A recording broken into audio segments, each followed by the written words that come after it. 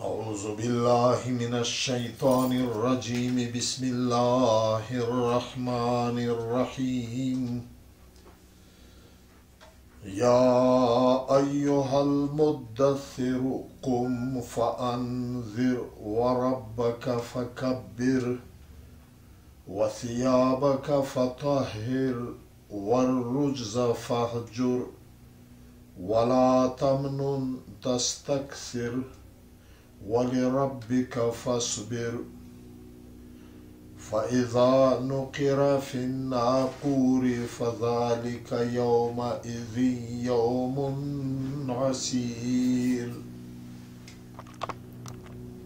يوم عسير على الكافرين غير يسير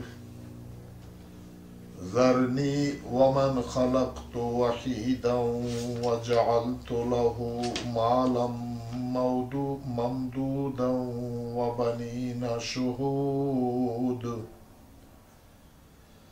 وبنين شهودا ومهدت له تمهيدا ثم يطمع أن أزيد كلا إنه كان لآياتنا عنيدا سأرهقه صعودا إنه فكر وقدر فقتل كيف قدر ثم قتل كيف قدر ثم نظر ثم عبس وبصر ثم أدبر واستكبر فقال إن هذا إلا سحر يؤثر إن هذا إلا قول البشر سأصليه سقر وما أدراك ما سقر لا تبقي ولا تذر لواحة للبشر عليها 19 وما جعلنا أصحاب النار إلا ملائكة وما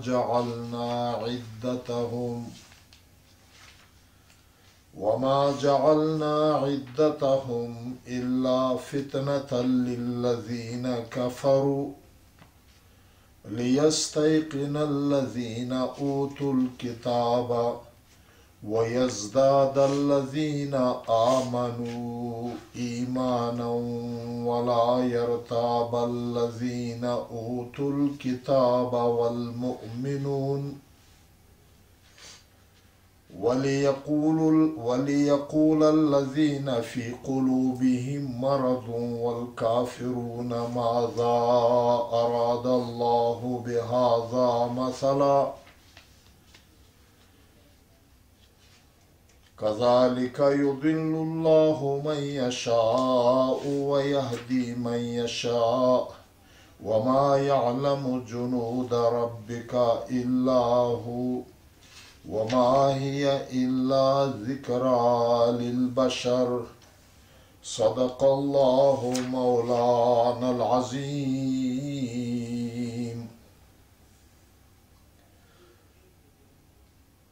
دغ سورة المدثر پرین اغا بیان شوی دی چې د وحی بندش په منځ کې درې کوله په دا نه ورستې بیا اول حکم چې ته اوس دعوت او د دین تبلیغ د کافرې د دغې بدې عملې نه دا ډارول دا نازل شو په دغه صورت کې هغه اول خبره چې نبی علیه السلام ته خدای پاک وایي قم فانذر ته چک شه دا قوم د هغې بد عملې د بد نتیجې نه وډور کا د پیغمبرونې له د قرآن د واز له د حدیث طریقه د دعوت او د تبلیغ دا چې یو د بد عملې د بد نتیجې نه خلق ډارول دا ته انذار وي پیغمبرون ته ځکه نذیر او یو د نیکې عملې په سر باندې ثوابونه اجرونه زری ورکول دا ته بشارت وي ځکه نبی علیه السلام نوم بشیر دی خو دا ثوابونه دا کیسې ولې وي چې ننه هغه اصل مرض چې کوم دی د کفر د شرک له د حرص له د لالچ دا لږ باریکه غوندې خبره درته کوم چې د بدن نه چې پوره لرې نه وي بیا که ته داسې وګڼه چې یو تو زیای ورور دی ډنګار دی کمزوری دی ته که دا ته ډېر ښه خوراکونه ورکوې د طاقت دوایۍ ورکوې چې د دنیا ښه خوراک وي پکې یې چې ښه مزه شي غوټو شي طاقتور شي دا ځکه نشي کېدی چې په ده کې ننه چې دا کیم بیماري دو جراثیم دي چې دا یې ډنګر کړی دی چې دا بیمارۍ نه د ده باډۍ صفا نشي تر هغه پورې دا یې نه ته مزیولی شي نه یې څربولی شي ځکه په کور دا وي چې اول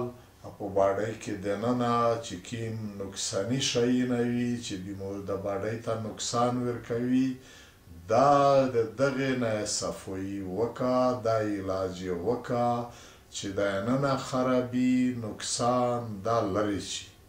پانې اورستې وي چې دا یې وچه ماړۍ خوري هم خپلو پې مزه شي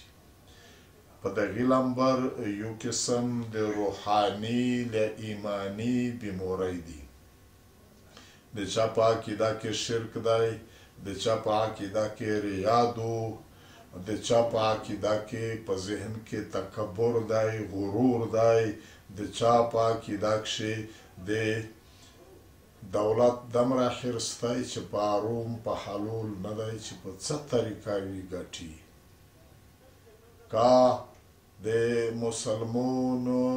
قتلول وي که د خپلې خوندې لینې د یو ځین یږې غوندې خرڅول وي خو چې ده ته پیسې میلاوي شي نور دا مختلفې روحاني بیمارۍ دي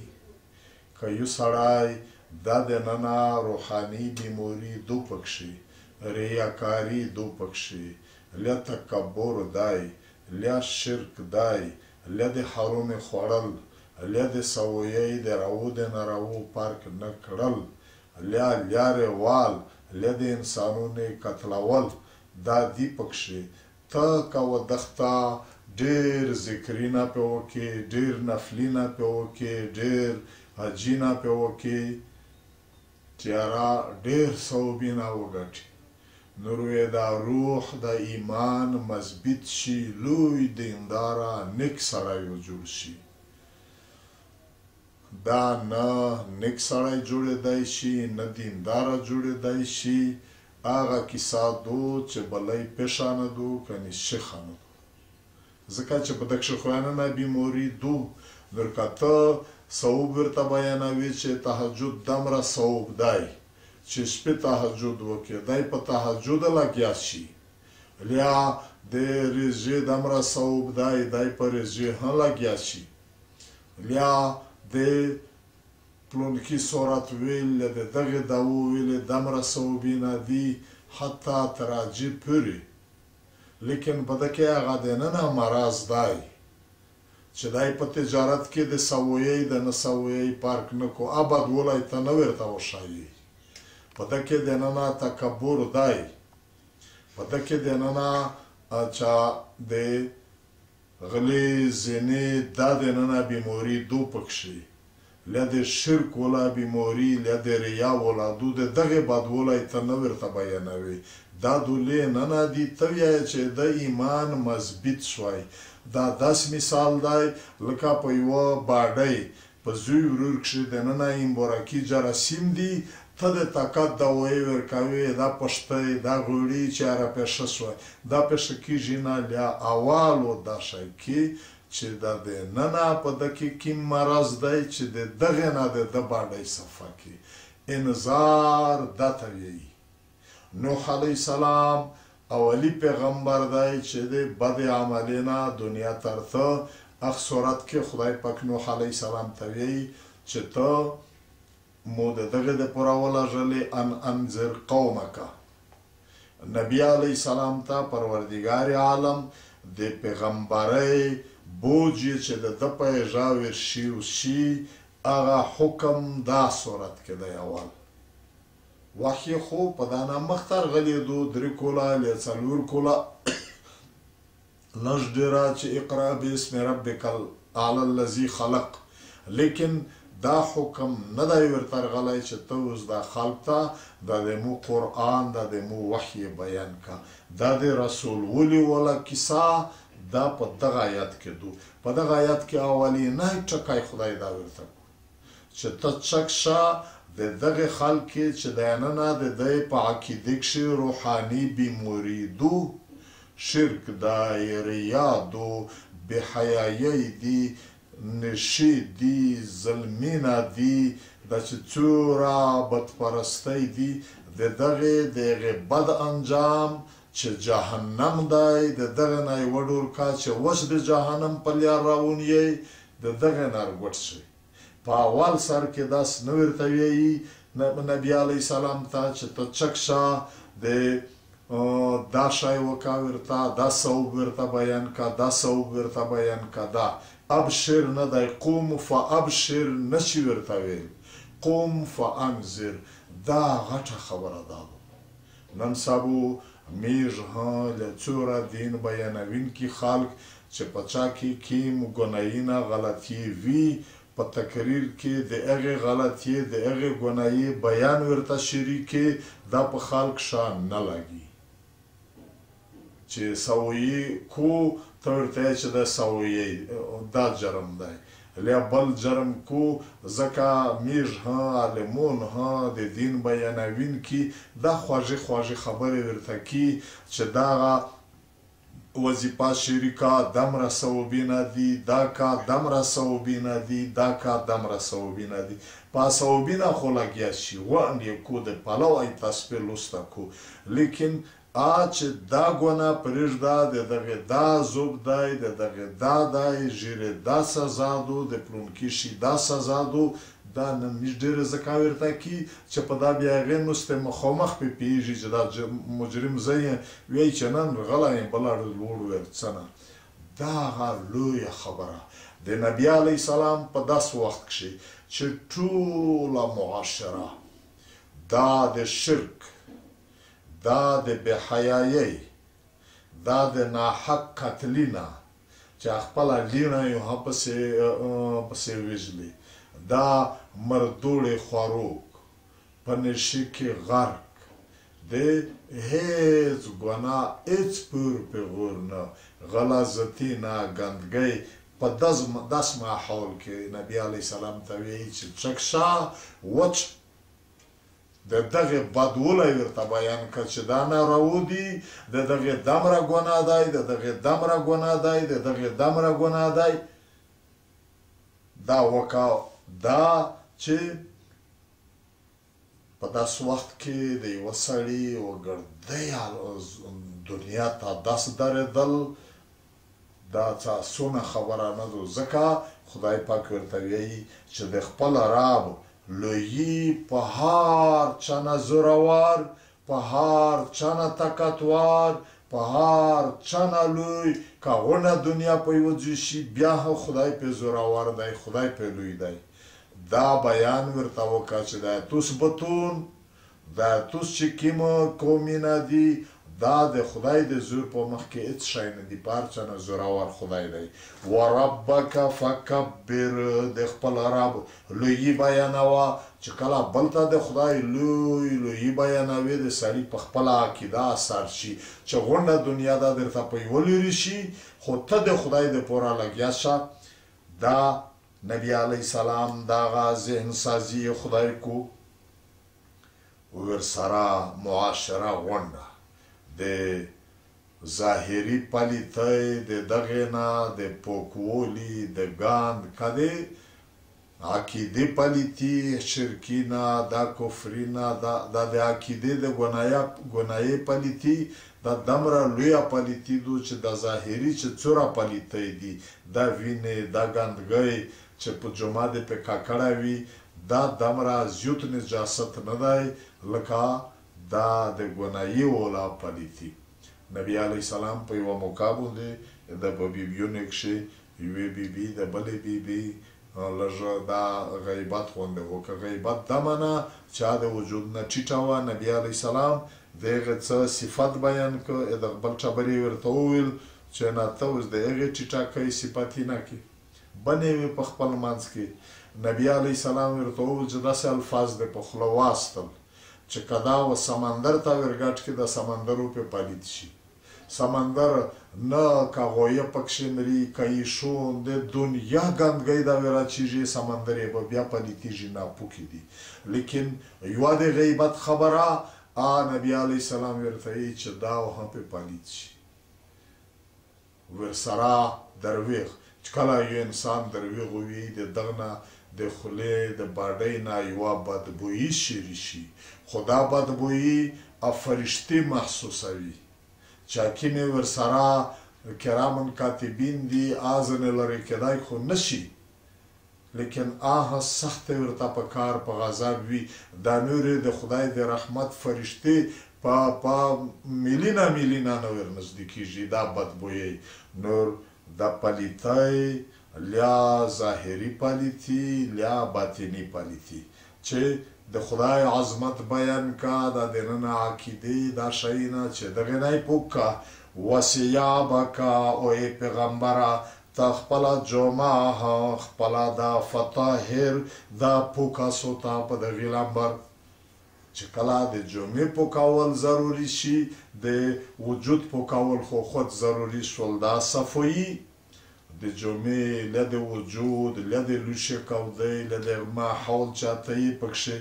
دا هم پوکه چې د خدای لویي د بیان کړه دننه زړه دا پوکولی، بیا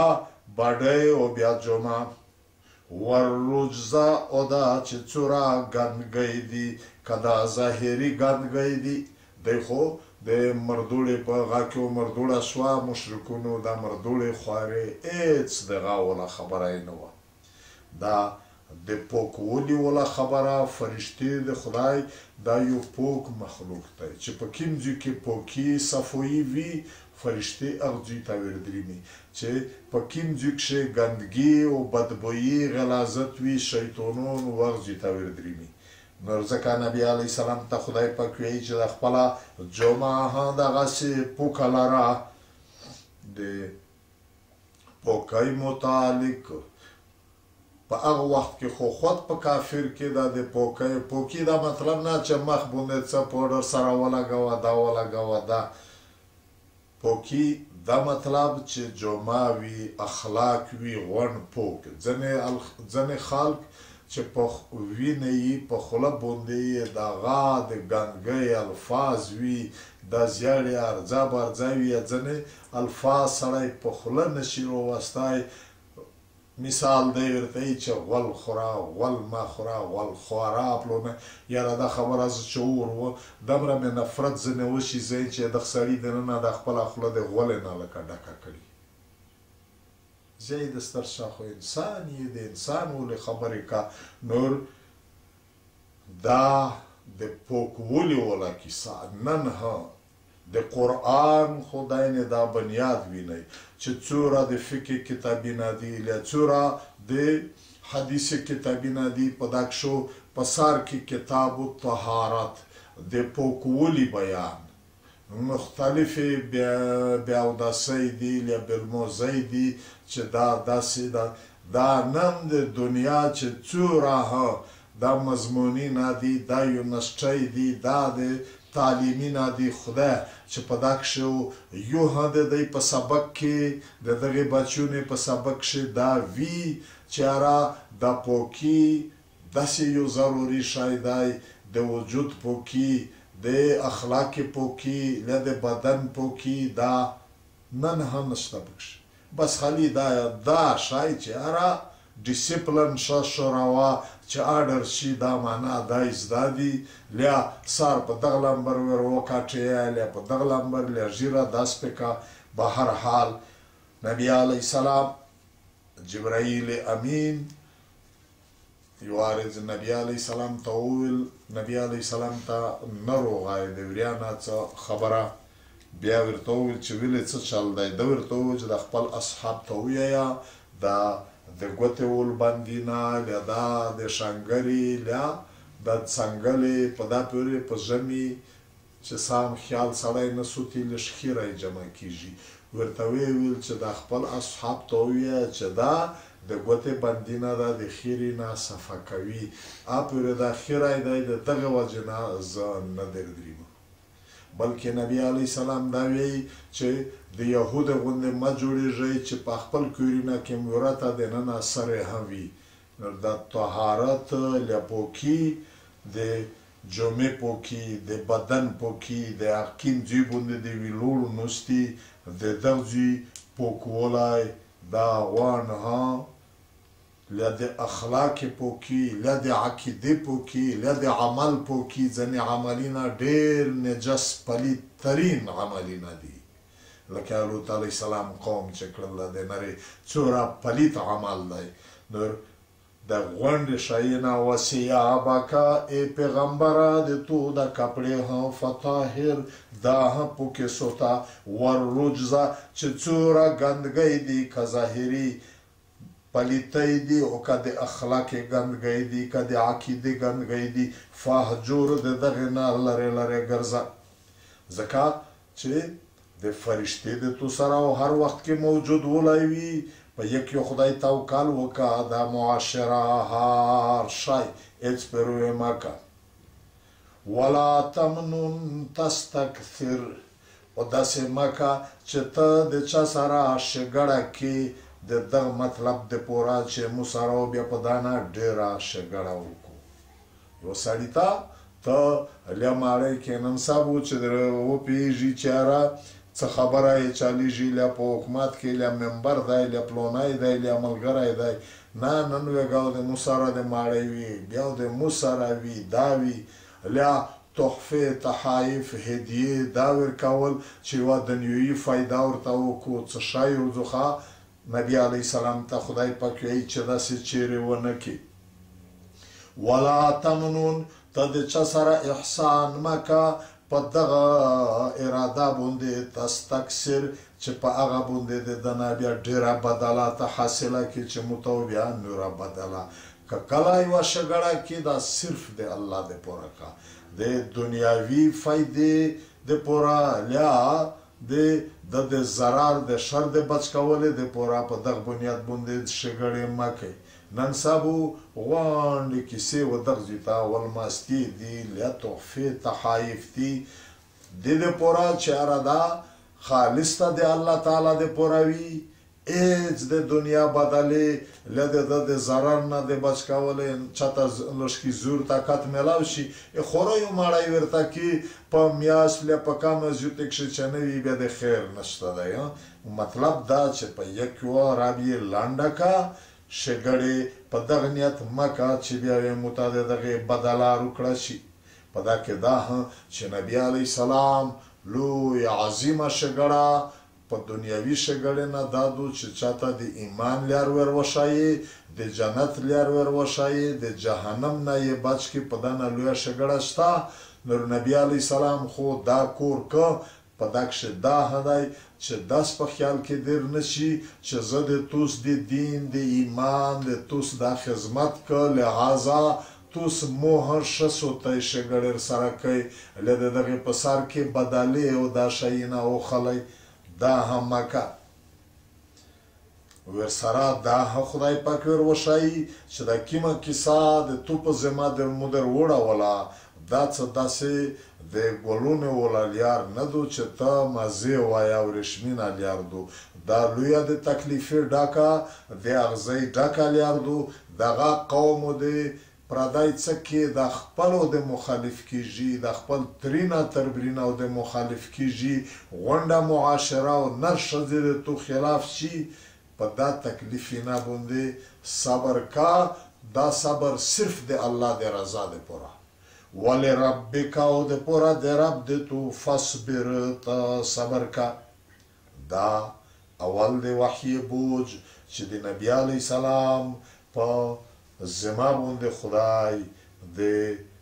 دعوت او تبلیغ بوج ورړو دا هدایت یې ورته وکړ او یقینا خبره دادو چې چا هغه د خدای عظمت لویي چې په هر چا نه لوی دی که بادشاهي وي که سوپر پاورونه د دنیا دي چې خدایي د مو سره وي هېڅ شی نه دي او خپل اخلاق کردار دا بالکل داسې بې داغه وي لکه تکه سپینه جمعه چې دوغ نه وي چې بیا داس کو بیا داس کو دا دوامه ورسره چې څومره بدعملی دي د دې میټینګي نه محفلي نه د دغه نه بالکل لرې شي چې حکیم خدمت د قوم له دین کو په دغه نیت نه چې ته متشبه بدلې کوي او تکلیف په شاک شلی انداز باندې برداشت کوي دا صفتونه چې په چا کې وي و د خدای دین بیانول له د دنیا مخالفت کوي کنه وی پیوي مخته پروردگار عالم ادي قیامت ولا د دنیا او د هر شی چړنګیږي هغه خبره شریکوي فاذا نقر في الناقور چې کله هغه اوز وشي پاس پلی کې بیګل قیامت وویشي اسرافیل علیه السلام اسور ووی فذلك يومئذ دا بیا هغه رزدو چې داسې رزدو یوم عسیر چې ډېره مشکل ترینه رزدو هغه د چا د پوره علی الکافرین په کافر باندې ډېره مشکل ترینه وي داسې نه چې د مشکلو یو ساعت وي بیا تیر شي غیر یسیر د دې د پوره آسان ولی بیستی په دا رز نه په دغ بیګل نه د ورستی بیا د دې رز په رز تبویی بربودیدو دغه نه دا خود به خود ثابتېږي چې دا رز چې ډېره وژدادو له ډېره مشکلاتو دا په کافر په جهنمیون باندې مؤمنین د پوره دا لکه حدیث کې درېمې دا 50,000 کوله رز داس په تېره شي لکه یلمین چې کې هېڅ هغه په اول سر کې روب وي لیکن ورسره چې کله د فرشتې سلامۍ او دا خپل عزتونه دی وویني په پوه شي چې زه په هغه نن د مو د پوره د عزت رزدو نور اپې اسونه شي په مشرکون کې د مکې په مشرون کې یو سړی د بیانې مختار غلی دی